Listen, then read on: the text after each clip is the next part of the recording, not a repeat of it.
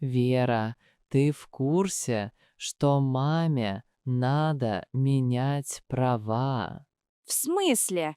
У нее же они есть.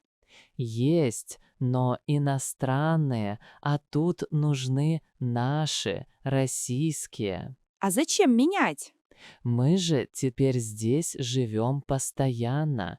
С иностранными правами можно ездить только первое время, а потом они не действуют. Понятно. И что ей теперь делать? Сначала подать документы в ГАИ. Мама сказала, нужны паспорт, старые права и медсправка. Ого, целая куча бумаг. Ага, но мама спокойно говорит, ничего страшного, все получится. А экзамен сдавать надо? Скорее всего, только теорию. Она еще уточняет детали. Бедная мама. Она устала? Немного, но держится молодцом. Говорит, главное все собрать и спокойно готовиться. А где она правила учит?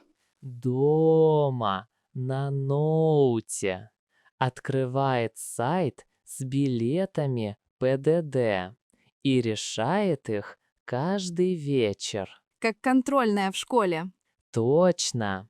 Мама говорит, надо заниматься хотя бы по 20 минут в день. А вдруг она не сдаст? Тогда пересдаст.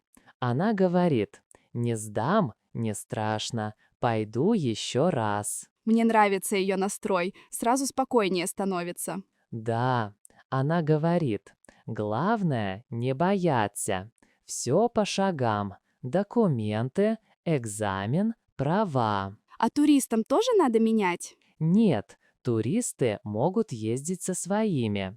Но мы-то уже местные. Логично. Когда она идет в ГАИ? В пятницу утром подаст заявление и запишется на экзамен. Ты переживаешь? Немного. Хочу, чтобы у нее все получилось. Не волнуйся, мы устроим ей маленький праздник, чай с тортиком. Классная идея. Новый город, новая жизнь, новые права. Я тоже хочу права, когда мне стукнет 18. И мне надо. Будем учить ПДД вместе. Договорились. Сначала мама, потом мы.